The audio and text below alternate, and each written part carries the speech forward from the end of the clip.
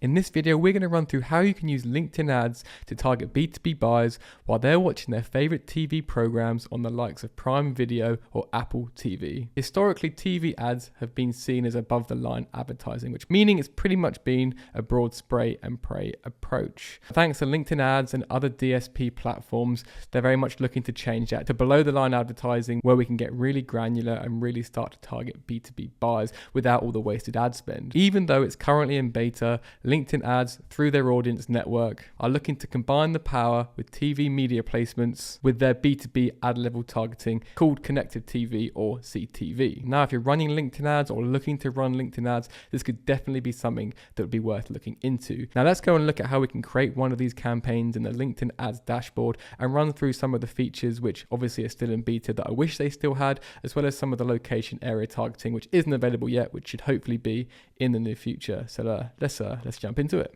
Now, if we go across to LinkedIn ads dashboard, we can go and create a new campaign and try and create a new campaign, consistent with your other naming conventions to make it easier to see the results in the reporting dashboard.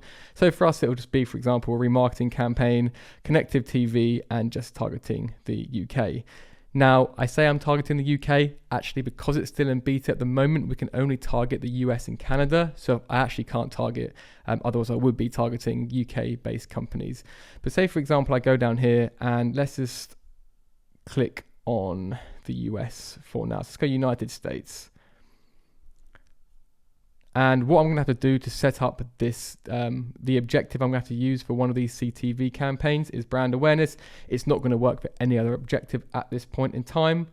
And what we're going to have to do now is look to this little toggle which says connective TV campaign only, which means we're only going to be looking to get placements on their TV audience network. So if we toggle that, the thing we can see here is the audience size with it toggled is around 1.8, but if we untoggle it, you can see it's about 85,000. So, and also it then defaulted back to the UK because I've got my old targeting on there. So let's click United States, close this, and you can see here 96,000 there, and then what we have here is 34,000 for a 30-day reach when we do the connected TV campaigns only. Now go down here and you can go and add your own targeting, for example. Again, this is a sort of example campaign set out, so you can go and add your own audience targeting within here.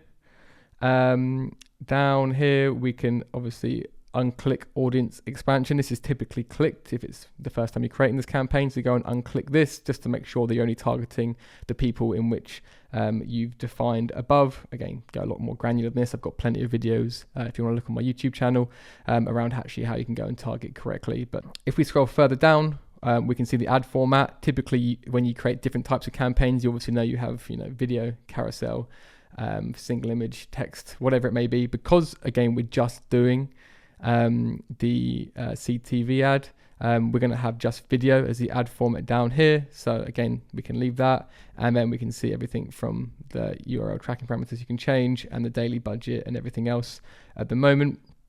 From a bidding perspective, you can change and you can do impressions, but ultimately it's going to be an automated bid strategy. At the moment, you can't go and do manual bid strategy. So hopefully that's one of the things that when it comes out of beta, you can start actually going through and testing CPCs, because on LinkedIn, like we've seen previously, they try and bid slightly higher when it's automated versus when you can manually go and test to see what the exposure is like if you sort of play around with the CPCs or CPMs. Obviously down here, you have your conversion tracking. Now, conversion tracking is still worth setting up for CTV campaigns, because a lot of the time people are going to be watching the likes of these TV apps on their mobile devices, which is like the smart TV app on their mobile devices, which is going to be something they can still click on and go off to it, if it's on an iPad or a mobile device. So you can still track the conversions, but also, if they are watching on the TV at home on the big screen, you're not going to be able to click onto your website through that. So again, it's not going to be as direct response as some of the other campaign types will be, but it's definitely still worth setting up in the background. So let's go on to next and click on save. And we haven't got any existing browse content in our account because we're in the UK and it's not actually being offered in the UK at the moment. So let's go on create new ads. what's quite cool here is you can see the TV outline. Again, typically it would be, web or mobile in this little drop down if it's something that you're doing in sort of more traditional type ad. So you can go across here and type in your ads, your intro text. You can upload or select a video format. Now this must be MP4. The other thing is it needs to be between 6 and 60 seconds. What LinkedIn have come out and said is it's best to do it relatively short, so but between 6 and 15 seconds is quite good. If you do it on the 15, 30 or 60 second mark, they recommend. But again, when it comes out, it's worth playing around with this to see which one ultimately gets the most view through rate. I'll show you again how you can see view through rate and how much people are watching in a second without skipping it. Obviously you've got headline here, destination, and you can again select your standard call to actions down here. And then you'd press save ad, and that would save to campaigns. So if I just go and upload one of our 60-second previous campaigns, sometimes it decides it wants to show in here, but it's still in beta, so it doesn't actually, it's not gonna show us. So unfortunately, we can't see what it's gonna look like, but obviously you can go watch the video once it's actually live and up and running. And then you can save this ad, but I'm not gonna save it because, as you can see, it's not the most finessed ad we have. Now, I'm just on an old campaign group here, but what you can do is when you go into your reporting, you can see the campaigns that are live, and you can, actually these aren't actually videos, but if they were videos, these campaigns, you can go onto video and it will show you the percentage that has been watched. You can see the 25%, 50%, 75% completions, completion rate.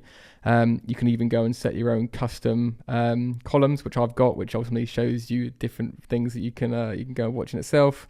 You can obviously set things like the delivery, so how many, the frequency that these individuals are seeing the ads. Do you need to refresh the creative more often if they're seeing them, more than 5-10 times in a month if they're in a high frequency campaign? And then also you can go down here and break down, the likes of impressions via device type, which will show you down here. If there was any ads running here, it would show you mobile and desktop. It also show you the likes of TV as well. So you can actually go and obviously they're all going to be TV, hopefully.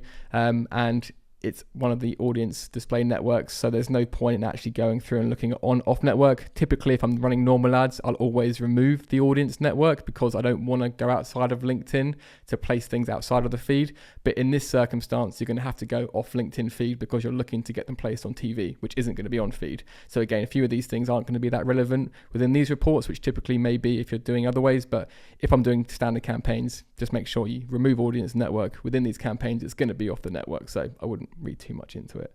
So now if you want to go to brand safety, for example, one of the things we can do is go down to download publisher list and look at connected TV list. That will automatically download this list here. So you can see there's roughly around 2,267 places that it can appear. And for example, if I click on, if I do a TV shows, we can see here that, lifetime TV shows and movies, it's going to be appearing on Apple, for example. It's going to be appearing on the Google Play store. It's going to be showing on AMC, which is Apple again, Hulu, TV shows, and a few other ones as well. And if you can go down here, you can go and see literally all the Amazon, Apple, Hulu, every other placement that's going to show on TV. And if there are places that you'd rather it appear, you can actually go and upload a whitelist media placements, so where you just want your ads to appear in certain places. But the really cool thing about this is you can actually go after a new audience through LinkedIn ads, or you can actually go after your remarketing audiences. So if people have been seeing, your ads on LinkedIn and then they're going home and potentially watching something, don't make it mega intrusive because it's going to start annoying people if my face appeared in at like 8 o'clock at night while they're trying to watch a nice TV program.